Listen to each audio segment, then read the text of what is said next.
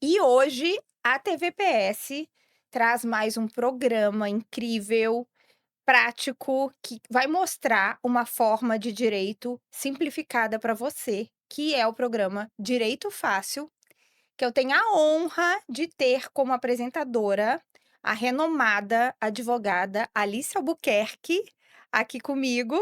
E estou muito feliz, a TVPS está muito feliz em recebê-la. Temos certeza que vai agregar muito, acrescentar na vida dos nossos telespectadores, com todas as grandes profissionais que você vai trazer, Sim, sim. suas convidadas, para esclarecer tantos assuntos, né, Alice? Sim, importante, né, para todo mundo. Eu queria agradecer imensamente a você, Cris, e a TVPS também por essa oportunidade desse projeto tão bacana, que é desmistificar o direito, mostrar que o direito não é esse bicho de 7 cabeças, mostrar, dar dicas, para as pessoas, trazer uma forma mais simples de lidar, trazer situações do dia a dia, que eu acho que é importante as pessoas saberem. E Exato. estou muito feliz com esse projeto e vamos que vamos. Obrigada. Dá.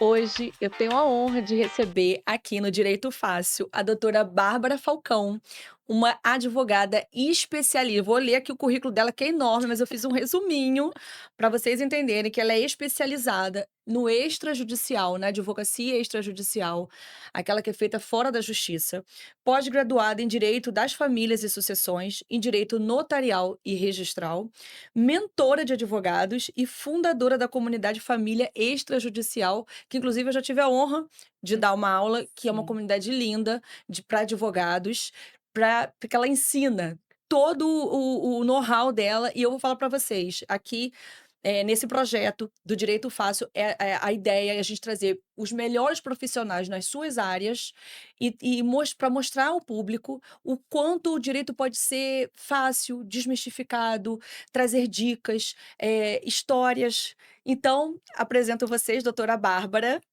É um prazer Obrigada. enorme ter você aqui comigo hoje. Obrigada, eu que agradeço o primeiro dia inaugurando esse seu Sim. projeto lindo. É bom falarmos de direito em todas as linguagens, né, e como você disse, desmistificar, mostrar que ele pode ser fácil sim, enfim, trazer esse conhecimento e difundir o extrajudicial. Sim, eu amo, vou falar para vocês aqui em particular, porque eu já trabalho, né, com o extrajudicial há muito tempo, e Uhum. quando eu iniciei na parte, né, quando eu saí da justiça para ir para o Aham. extrajudicial, eu já conheço a Bárbara há muito tempo, Sim. né, e a gente foi junto e a Bárbara me ajudou Aham. muito. E Sim. vou contar para vocês, a Bárbara, ela tem um know-how imenso, porque ela tem os 2 lados, o lado da advocacia e o lado do cartório, porque também já foi tabeliã substituta, Sim. então vai trazer aqui para vocês o passo a passo e dicas, né, do que pode ser feito, porque às vezes a pessoa não sabe nem, né, Bárbara, quando o cliente chega no nosso escritório, às vezes ele Uhum. não sabe nem que aquele serviço poderia ser feito num cartório, né. Eu tenho Sim. vários exemplos assim. Então acho que é importante a gente trazer um pouquinho e vamos conversar e mostrar, né, para o público o que que pode ser feito num cartório, que a gente antigamente era só na justiça, mas Uhum. a justiça hoje não comporta mais, né, Sim, sim. as demandas, enfim, e aí, de forma rápida e segura, a gente faz no cartório. É, na verdade, infelizmente, é o que a gente mais encontra, as pessoas não conhecerem ainda as possibilidades do extrajudicial, tanto clientes quanto também profissionais da área. E aí, é o que a Alice falou, o direito fácil, mas é fácil para quem é especialista, para quem se Sim. aprofunda na área. Então, esse movimento de desjudicializar, ele tem vindo desde 2007, principalmente, que quando começou ali a Lei 11.441. Então, começou a ter cada vez mais procedimentos podendo ser feitos sem o judiciário. Então você hoje Sim. pode fazer no cartório, você pode oferecer serviços dentro do escritório, para não depender da morosidade do judiciário. E aí eu digo: "Ah, o extrajudicial, ele tem várias vantagens, ele é incrível, mas ele também é necessário, porque É, vamos deixar para os juízes decidirem aquilo que ele precisa decidir". sim. Então, se existe o consenso, se existe o acordo, se existe o diálogo, vamos resolver no cartório, Sim, e é o para que não eu afogar o com judiciário. certeza, e é o que eu falo para meus clientes, não precisa se amar, se beijar, É, não precisa nem estar junto. Hoje é tudo feito de forma né, Aham. virtual, ninguém se encontra, às vezes nem eu vejo o cliente. Então Exatamente. eu no meu escritório, o cliente na casa dele, o outro na então assim, pessoas fora do Brasil, né, quantos Sim, clientes a gente não tem fora do Brasil? Então eu trabalho com direito internacional, então faço diversos atos e a gente consegue resolver tudo. Você não sim. precisa, você só precisa ter o consenso. E conta É. aqui para o pessoal, só para o pessoal começar a ter uma noção, por exemplo, na parte de inventários, que é o que a gente faz Uhum. muito, é Sim. a diferença de tempo de um inventário judicial para um extrajudicial. Vamos tomar como base o Rio de Janeiro, Aham. mas no Brasil inteiro a gente sabe que é moroso, mas vamos tomar como base o Rio de Janeiro. Conta aí pro Sim. pessoal, dá Então, essa eu notícia. até brinco dizendo que, eu e a Alice, a gente pode ficar aqui falando das vantagens, porque é mais rápido, não sei o quê, É. porque nós somos legais e a gente quer que acredite na gente, mas, na verdade, nós temos dados. Então, assim, se não quiserem acreditar na gente, nós temos dados, porque o É. CNJ, anualmente, faz esse levantamento da Justiça em números e do cartório em números. Ah, legal. Então, todo ano o CNJ fala quanto dura um processo judicial em média e Hum, como estão os números do cartório. sim. Então, esse comparativo que não sou eu nem a Alice fazendo, já mostra que, por exemplo, um inventário, pelo CNJ, duraria na média de 5 anos e meio. No Rio de Janeiro, nós sabemos que se durar 5 anos, vamos comemorar Não, muito. nem nunca vi.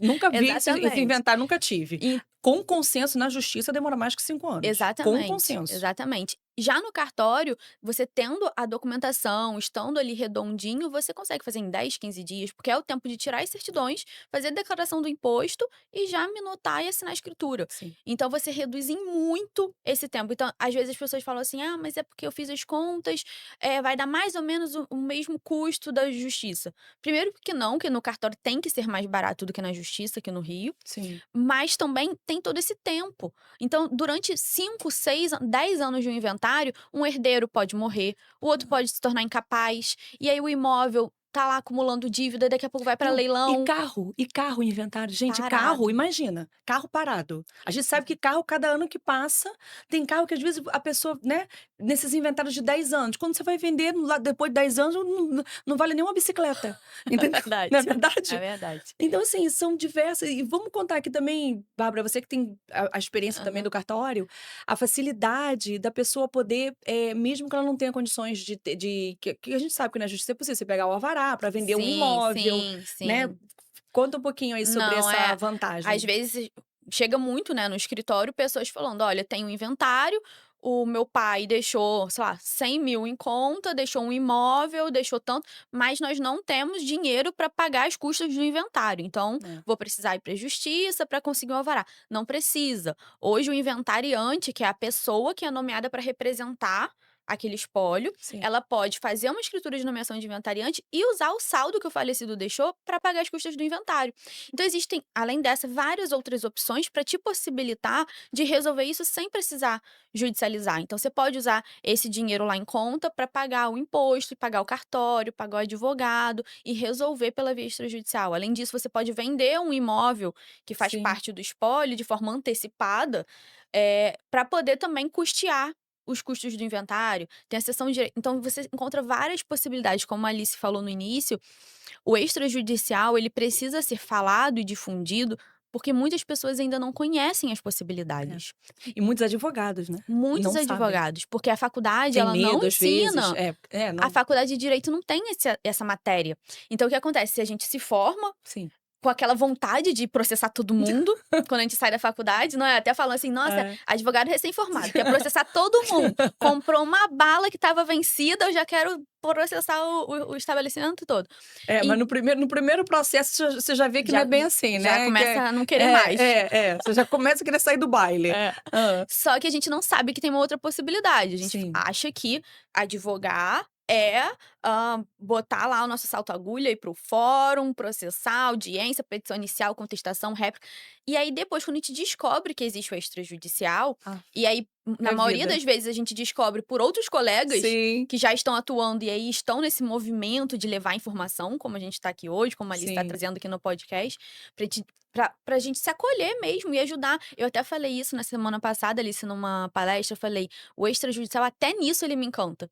Porque na advocacia litigiosa, às vezes, infelizmente, os advogados acabam entrando num embate que nem é deles, mas eles começam sim. a se ver né, nesse Ah, litígio. sim, E porque no tem extra o litígio dos clientes, que não é do Exatamente. advogado, né. Mas infelizmente a gente às Sim, vezes vê advogados confundem. No extrajudicial eu sinto um acolhimento maior. sim, Então um quer ajudar o outro. Aí é, às vezes: "Ah, você viu aquela atualização do provimento? Agora você pode fazer um inventário extrajudicial mesmo com menor incapaz no cartório". maravilhoso. Então a gente vai se ajudando. E aí desse movimento de levar informação, vai um ajudando o outro e conhecendo o extrajudicial. E sabe uma coisa, Alice, que me encanta muito também? Hã. Tem até muitos depoimentos que eu recebo no Instagram de alunos, de pessoas que tinham desistido da advocacia, que tinham falado: Ah, "Eu sim, tem tentei muito, advogar, é. mas o judicial não dá pra mim, É são enlouquecedor, anos pra é. pra finalizar o processo, os clientes cobrando andamento e a gente não tem essa É. autonomia". E as pessoas às vezes não entendem, acha que é a gente que não tá fazendo, né. Não E a sabe que e aí não vem desiste da advocacia, procura é. outra profissão, porque não sabia que existia o extrajudicial. Eu tenho uma aluna que até se emocionou falando pra mim, ela falou assim: "Olha, o sonho da minha mãe era que eu fosse advogada". E aí eu fiz, Ah, que virei legal. advogada, só que eu desisti. Fui pra área de TI, porque eu Hum. não aguentei o judicial. E agora eu voltei para o Ah, que extrajudicial, porque eu bacana. descobri o extrajudicial, voltei Sim. pra advocacia, e ela falou: "Minha mãe não tá mais viva, mas da onde ela estiver, Ah, ela tá ela tá vendo. muito É, orgulhosa de bacana. mim, porque agora eu sou uma advogada realizada". E Sim. acho que esse é um principal, né, nós sermos É, realizados. eu acho também. E eu acho assim que tem todo um movimento da própria justiça vendo que eles não estão dando conta, precisam Sim. delegar, estão delegando para o cartório, né? Uhum. Tanto o cartório de notas quanto o de registro civil. E Sim, eu, inclusive, também dei uma palestra há pouco tempo na OAB e sobre alteração de nome em de cartório que registro civil. até 2023 não era possível. Uhum. E eu cheguei, e foi emblemático que eu fiz um processo, né, na época judicial, e na época o Ministério Público cobrou que 5 pessoas atestassem que aquela pessoa passava vergonha com aquele nome, era um nome, assim, Uhum. desesperador. E eu falei: "Meu Deus, por quê?". E logo depois veio A a alteração. alteração, permitindo que a pessoa faça a alteração sem ter que justificar. A Uhum. a pessoa quer mudar o nome porque acha que o nome é feio ou porque mudou de sexo, né, de Sim, gênero, tudo bem, ela pode ir pode lá mudar. e resolver e fazer rápido, não tem que passar por nenhum constrangimento, não é demorado, Sim. é muito Uhum. mais barato. Então, assim, eu acho que hoje em dia até alteração de regime de bens a gente consegue Sim. fazer. No Rio de Janeiro e Espírito Santo, a gente consegue alterar regime de bens do casamento civil no cartório. Pois é. Então, assim, são tantas, possibilidades, né, divórcio, fala um pouquinho sobre divórcio Aham. agora que é uma coisa que todo mundo pergunta. Divórcio e união estável, né, de casamento, conta Aham. um pouquinho pra gente o que que pode ser feito em cartório, porque isso Então, surge muito também, sim, né. ó, dentro do extrajudicial nós temos vários cartórios, mas focando aqui em tabelionato de notas e Sim, registro civil, que são os nossos pontos altos dentro de família e sucessões, sim. principalmente, é o registro civil, que eu digo que é um cartório muito pouco explorado até pela advocacia, e as pessoas também não conhecem Uhum. quase, ele traz hoje várias possibilidades. Então, alteração de prenome, como a Alice falou, então: "Ah, eu não quero mais me chamar Bárbara, eu quero me chamar Joana". Por quê? Não Não importa. interessa, Eu é. quero me chamar Joana, eu vou lá no cartório de registro civil e altero. Eu me divorciei e no momento do meu divórcio eu decidi permanecer com o nome de casada. Só que agora eu tô em outro relacionamento, agora eu não quero mais aquele sobrenome. Volta lá no cartório e volta pro nome solteira. Não precisa judicializar. Então são várias questões. O É, recém-nascido, é até 15 dias. outra questão também é até a pessoa que casa, muda o nome, durante o casamento ela não se adapta àquele novo Sim. nome, né, o nome do marido, e aí ela quer não vai se separar, mas ela Ela quer é. voltar ao nome de Aham. solteira, e tudo bem, pode ser Pode ir no feito, então cartório. assim, facilitou muito, né. Sim, alteração de regime de bens, o registro da união estável, que é no registro civil também. Reconhecimento de paternidade Socioafetiva, gente, socioafetiva, isso é eu amo, lindo, isso é eu amo. lindo, isso é lindo. É, Isso é cidadania, gente, isso é exatamente. lindo, sabe, é você dar a oportunidade da pessoa resolver a vida dela, Sim. né. Não, era muito triste, você tem É. um pai, uma mãe do seu coração, a verdadeira paternidade, aquela presente, e você não conseguia incluir no seu E você depende registro. de um juiz Um achar que aquela processo pessoa era ou longo, não, né. exatamente. Então agora você consegue fazer isso no cartório. Já o cartório tabelionato de notas, onde a gente faz as escrituras, as procurações, testamento, a gente pode fazer esse inventário que a gente falou, a gente vai fazer o divórcio. Então, quando que a gente pode fazer as coisas de forma extrajudicial? Principalmente quando tem consenso. Sim. como a gente falou, Inclusive não é amigável, na é o par consenso. na partilha também, né, Bá? Fala um pouquinho aí Isso. sobre a Então, o partilha. divórcio a gente pode fazer os 2 em consenso quanto a esse divórcio, pode fazer extrajudicial. Ah, tem filho menor ou incapaz? Aí você primeiro vai ter que resolver as questões do filho na justiça para depois voltar, mas pode fazer. Ah, aí acontece muito também. Olha só, eles estão de acordo com o divórcio, Hum, mas agora eles ainda estão discutindo a partilha. sim. Não é o ideal, mas você pode fazer o divórcio e deixar para partilhar depois. E aí depois você volta e faz a partilha. Ou você pode fazer tudo junto. E a partilha ela pode ser igualitária, então meio a meio, ou pode ser diferente também. Uma pessoa vai ficar com 100% do imóvel e a outra não vai. E aí tem o imposto. Mas assim, você pode várias possibilidades dentro do cartório. E aí você pode analisar o melhor caso para atender o cliente, né? O inventário com o menor incapaz pode. Pode, pois é. Maravilhoso. Maravilhoso. Maravilhoso. Então, tem um herdeiro ali que ele tá, curatelado, a gente chamava antigamente de interditado, né. Sim. Ou então ele tem 16 anos, ainda é menor, aí a gente tinha que levar pra justiça só por causa disso. Agora É. não precisa mais. O Ministério Público se manifesta, a gente faz a De escritura forma no rápida até, né? rápida. É, Tem levado, assim, às vezes não chega uma semana para o eu MP se sei. É manifestar. maravilhoso. Então, são várias possibilidades para você resolver num tabelionato de notas. Então, você faz a doação, você faz o testamento, né. Quando a gente fala de planejamento Sim, sucessório. importantíssimo, para poder a pessoa se organizar, para Sim. essa questão do e outra coisa também, a vantagem também do e-notariado, né. É, Conta um pouquinho pra gente de poder fazer tudo de forma eletrônica, de ser super seguro, de ser tudo filmado. Conta aqui pra gente, exatamente. Bárbara, você que tem a experiência do Eu cartório, do adoro balcão. falar eu advoguei por mais de 7 anos, depois me tornei tabeliã substituta, e agora estou advogada de novo, porque é o que faz o meu É a sua coração, paixão, né. bater mais forte, então voltei, É, mas eu tenho essa experiência dos 2 lados do balcão que eu digo. Então essa advocacia extrajudicial 100% digital, que eu gosto de chamar, essa possibilidade de a gente fazer tudo à distância. Então o notariado ele surgiu ali no meio da pandemia, que eu digo, o extrajudicial tem isso também de sim, encantamento, o isolamento por conta da pandemia, nós advogados não tínhamos mais como trabalhar, os é. fóruns fecharam, ninguém conseguia, não tinha audiência, tudo suspenso, e aí veio o extrajudicial e disse: "Olha, agora tem um notariado, vocês vão poder fazer as coisas dentro de casa". É. Então, Reconhecer firma, né, tudo. tudo de forma eletrônica. Então agora tem o e-notariado, então você quer fazer um inventário, um divórcio, faz de forma eletrônica, você tá um tá lá nos Estados Unidos, outro tá lá em Portugal, você tá aqui no seu quarto em casa, Não, e não é só e isso, você às pode fazer à vezes, que a gente distância. vê muito o cliente, às vezes, mora no mesmo bairro, mas numa situação que é delicada, às vezes não quer se Uhum, encontrar mais, não sim. quer estar ali fisicamente um do lado do outro. É. Então, a vantagem é que nem precisa, vai ter que se ver em vídeo, não vai ter jeito, porque tem que ser filmado. É, mas pode até Mas fazer vídeos separados, pois que é. às vezes pedem também: "Ah, mas é que eu não quero nem encontrar com ele". Então se for de forma eletrônica, faça uma vídeo primeiro com um e depois faz a videochamada com o outro. Não, maravilhoso. Então, são várias as possibilidades. E para o advogado também, e para quem está residindo fora do Brasil, que a Alice advoga muito para internacional, também é uma outra vantagem, né. Sim. Então você não precisa mais pegar um avião para vir ao Brasil resolver, você está nos Estados Unidos e está vendendo um imóvel aqui.